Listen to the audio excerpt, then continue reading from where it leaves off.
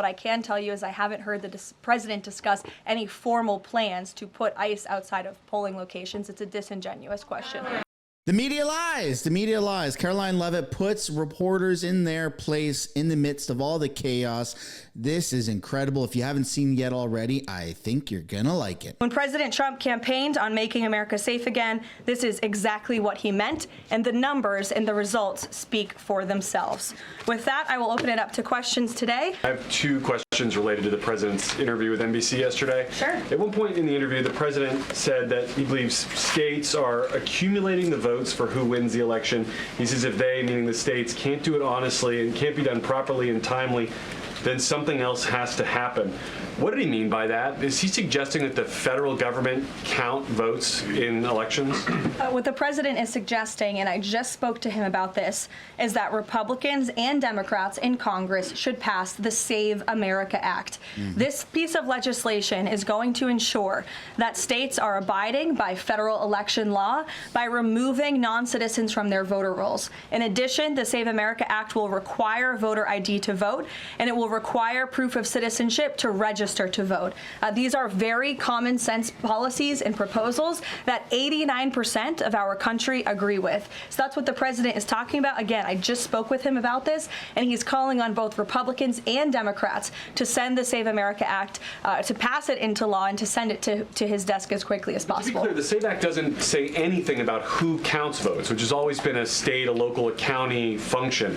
Why does he keep talking about somebody else, presumably the federal government, counting votes? Because the SAVE Act directs states to remove non-citizens from their voter rolls. And we know in states across the country, the president is right to point this out, in states like California or in places like New York City, non-citizens are allowed to vote in state and local elections. And the federal government should absolutely do away with that. Yeah. I don't think a single person in this room, if you really are being honest with yourselves, should agree that non-citizens should vote in American elections, no matter where that election is up and down the ticket. And so this is a piece of federal legislation that will help states ensure the integrity and the sanctity of their elections, and that's what the president wants. The FBI just found... That's crazy to me. That's crazy that Democrats want everybody voting. That's insane.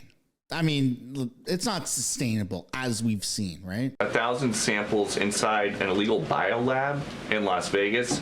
It is linked to a different biolab that was previously raided. There are ties to China. What does the president think the CCP might be up to here? I haven't spoken to him about this specific investigation from the FBI, but I'm happy to, and I'm sure he's very glad that this is something the FBI discovered, and we'll make sure anyone who is involved in illegal activity will be held accountable. And just one more about this weekend. At the Mar-a-Lago Super Bowl party, after the first two quarters, are the TVs going to be on the halftime show with Bad Bunny or the halftime show with Kid Rock? I think the president would much prefer a Kid Rock performance over Bad Bunny, I must say that. Jennifer. On the nuclear arms pact, we saw the president's post on that. Yes. But can you say, is there a temporary agreement with Russia to stand by the terms of the New START treaty while negotiations are happening? Not to my knowledge. Again, to your point, Jennifer, I just do want to reiterate exactly what the president said. He wrote just moments ago, the United States is the most powerful country in the world. I completely rebuilt its military in my first term, including new and many refurbished nuclear weapons. I also added Space Force and now continue to rebuild our military at levels never seen before. We are even adding battleships, which are 100 times more powerful than the ones that roamed the seas during World War II, the Iowa, Missouri, Alabama, and others. I have stopped nuclear wars from breaking out across the world between Pakistan and India, Iran and Israel, and Russia and Ukraine, rather than extend New START, a badly negotiated deal by the United States, which I will add was renegotiated under former President Barack Obama, aside from everything else, is being grossly violated. The president wants to have our nuclear experts work on a new, improved, and modernized treaty that can last long into the future, and that's what the United States will continue to discuss with the Russians. Leader. Thank you, Caroline. Sure. Did President Trump himself ever ask DNI Gabbard to head down to Fulton County, Georgia? The president was asked and answered that question just yesterday. I've seen seen a lot of the media in this room get very caught up with the semantics of why Tulsi Gabbard is there. I will tell you why, and the president agrees with this, because election security is essential to national security. And as the director of national intelligence, it is a part of Ms. Gabbard's role to make sure that American elections are free of foreign interference and that American elections are safe and secure. And so the ODNI director is working with the FBI on this effort, and the president wholeheartedly supports both Kash Patel and Tulsi Gabbard in ensuring that American elections are safe, are secure, and are free of foreign intervention. Is there any indication that there's foreign influence? Federal law enforcement's involvement in the search. Excuse me one second. It's the media who has said that there's Russian interference in American elections. You guys have been saying that for many, many years. So the people, in Fulton County. well, the people in this room, considering that you all said for many years that Russia interfered in the 2016 election to help Donald Trump, you should all be very happy that we finally have an administration that is looking into that, and we'll be happy to keep you posted. Michael, on what you said about foreign. Boom, boom, boom, mic drop.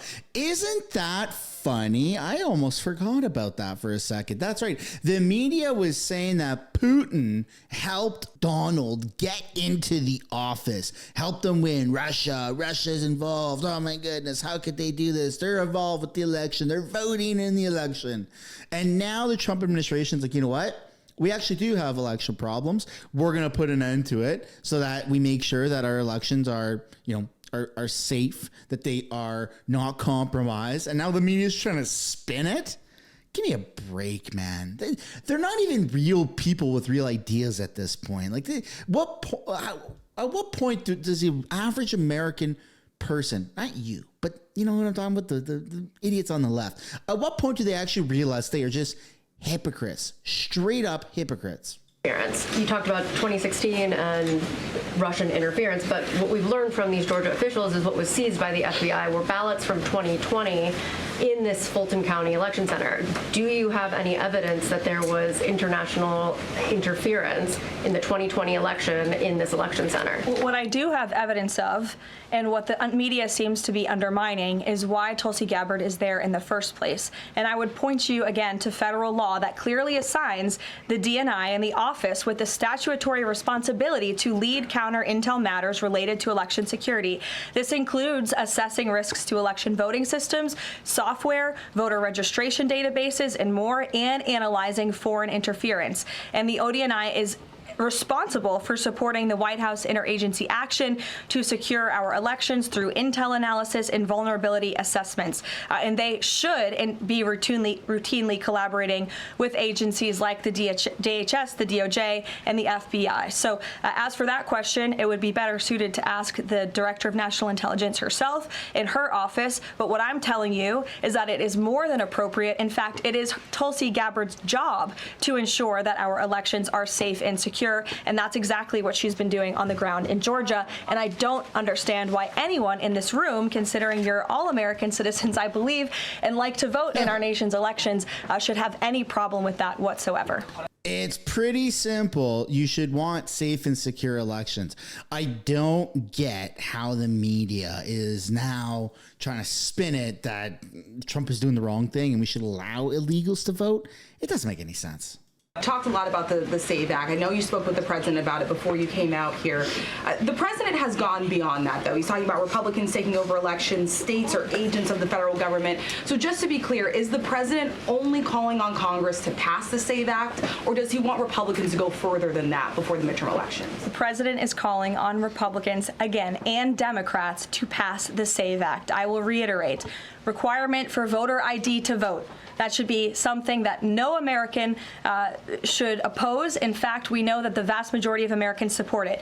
Requiring proof of citizenship to register to vote, which is not hard to do. We should be able to do that in this country. If you want to register to vote in the United States of America, you have to be a citizen in the United States of America. And this piece of federal legislation will direct states to remove non-citizens from the voter rolls. I just had a conversation with the president about it. Friday ICE talks with Iran. They were originally supposed to take place in Turkey. They've now been moved to Oman. Can you tell us the reason for that move? Look, the president, diplomacy is always his first option when it comes to dealing with countries all around the world, whether it's our allies or our adversaries. And so Special Envoy Witkoff and Jared Kushner will be traveling to Oman for those talks tomorrow, and we will see what comes of those. The president is standing by for an update from them. So as I was recording this, there was a massive breaking news update that the United States released a message to every United States citizen that's living in Iran. Event: increased security measures, road closures, public transportation disruptions,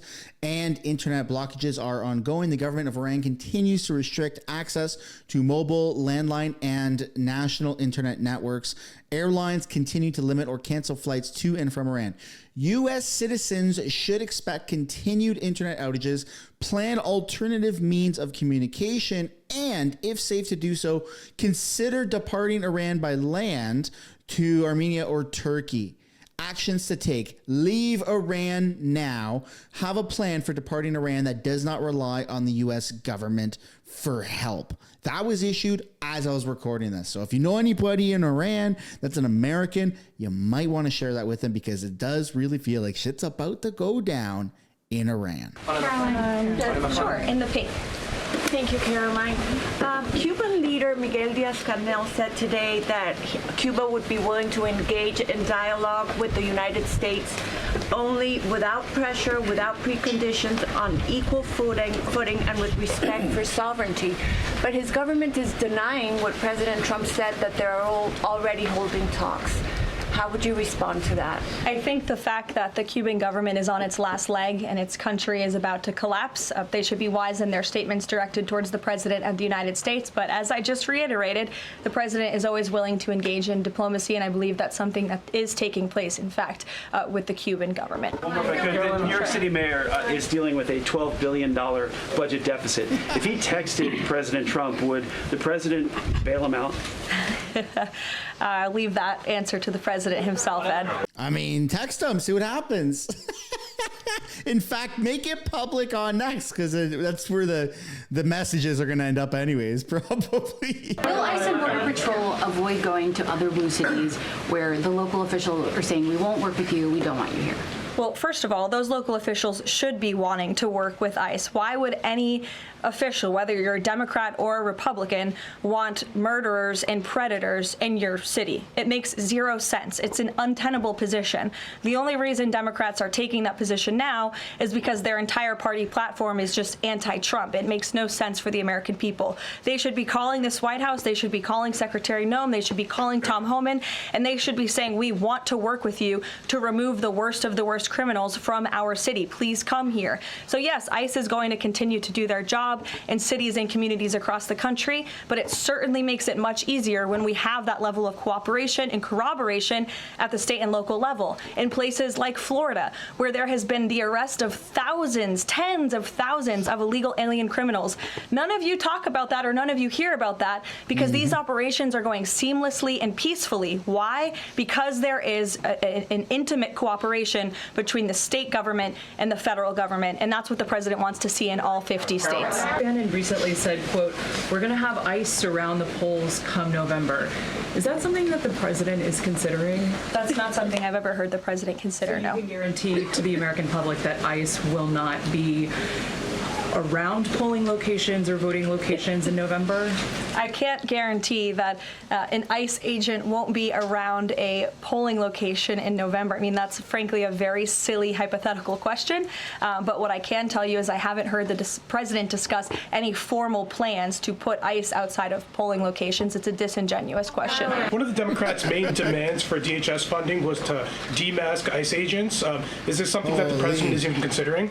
Again, this is one of the specific points in the letter that went out by Senate Majority Leader Schumer and Hakeem Jeffries. I won't negotiate the individual points from the podium, but it is obviously something the White House will be discussing with lawmakers on Capitol Hill in the coming days. Is the administration concerned that the shakeup that we're seeing of DHS activity in Minneapolis could potentially embolden different obstructionist protesters around the country, as they now have a playbook on how to get ICE out of their cities? No, because what you saw yesterday with the drawdown of 700 agents only occurred because the condition that the President of the United States set for local states, local counties to turn over illegal aliens to ICE has been met. The vast majority of counties, nearly every single county now in Minnesota, has made an agreement to notify ICE when they are releasing an illegal criminal from their jail. This is a huge win for the administration. Again, it's a condition the President set out and has been met thanks to the tireless efforts of Mr. Homan. And as for the left-wing agitators who have been illegally obstructing ICE's immigration efforts, we are not letting that behavior go unnoticed or unpunished. In fact, just today, the Department of Homeland Security arrested this individual. He is a self-proclaimed Antifa member who has been threatening, doxing, harassing ICE. He called for the murder of federal law enforcement officers. He encouraged bloodshed in the streets of Minnesota. He proudly acclaimed affiliation with the domestic terrorist organization Antifa. And the Department of Justice, thanks to the great work of HSI and the FBI, was able to locate and arrest this individual today. So we are committed to enforcing our immigration laws. We want that level of cooperation from state and local officials. And if people are illegally obstructing our federal law enforcement operations, if they are targeting, doxing, harassing, and vilifying ICE agents, they are going to be held accountable, like this individual here, who again is a self-proclaimed member of Antifa. He is a domestic terrorist, and he will be held accountable in the United States. Yesterday, President Trump, in the NBC interview, said that it bothers me that somebody is going after Bill Clinton. That somebody is the House Oversight Chairman, James Comer, a Republican. Why is the president bothered that they're investigating Bill Clinton and his Epstein ties? Look, I think that the president has respect for the former president of the United States, Bill Clinton. He said yesterday himself they've shared a good relationship, and that's what he was reiterating in that NBC interview. Go ahead, Caroline. Can you tell us a little bit about the agenda for tomorrow's talks with the Iranians? What will be the focus of the discussions? Diplomacy moving forward. The president has obviously been quite clear in his demands of the Iranian regime. Zero nuclear capability is something he's been very explicit about, and he wants to see if a deal can be struck. And while these negotiations are taking place, I would remind the Iranian regime that the president has many options at his disposal, aside from diplomacy, as the commander-in-chief of the most powerful military in the history of the world. Sheesh. There it is, folks. There it is. I told you you'd love it. I told you she'd fact check media. This is incredible. There's a lot of moving parts to this. I hope you come back tomorrow to see what is going on, because we're going to get finally some updates between what's going on between the United States and Iran. Enjoy the rest of your night. Hit the like, subscribe to the channel. It's free to do so, and I'll see you guys later. Bye for now.